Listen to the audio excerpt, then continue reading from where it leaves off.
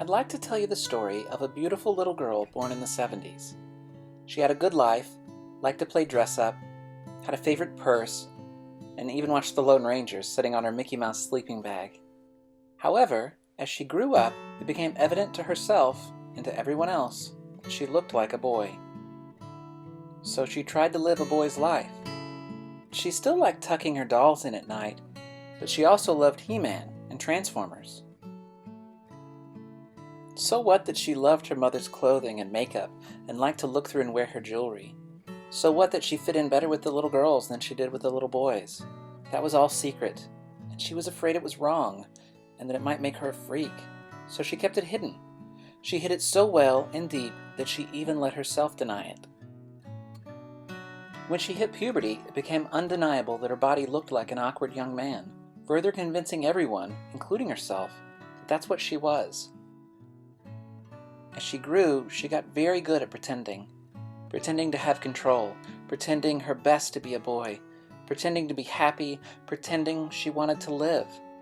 She fooled lots of people for lots of years, and though she knew she was unhappy and that she wasn't interested in living, she didn't talk about it because she didn't know why. Things got worse as her denial got worse. It was getting harder to pretend. She had a hard time being in control, hard time loving people in a healthy way, and eventually became so depressed she wanted to die.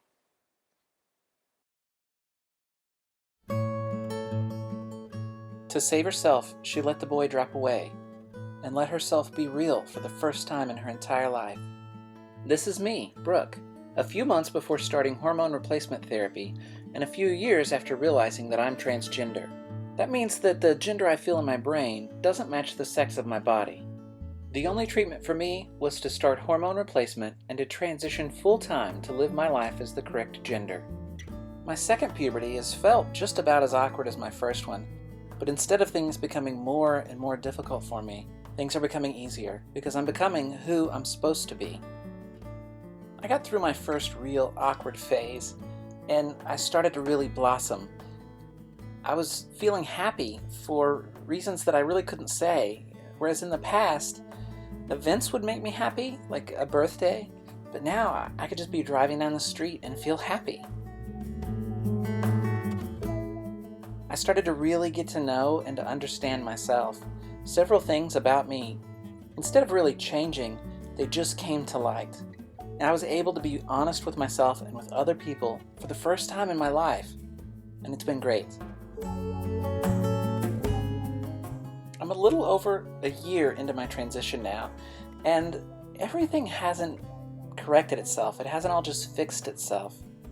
But the things that are still wrong are things that I can continue to work on and things I can really get my hands around, instead of just having this misunderstood, unknowable depression constantly around me. My wonderful and beautiful wife has stuck with me. Our relationship has transitioned along with us, and we're now closer than ever.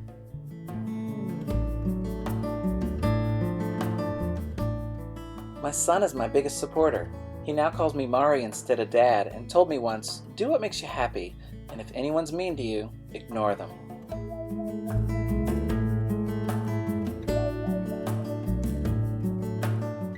Life is better, and I'm so happy, and I'm so lucky to be surrounded by friends and family that still love and support me. I've lost some people in this transition, but the most important people in my life are still there, still caring for me.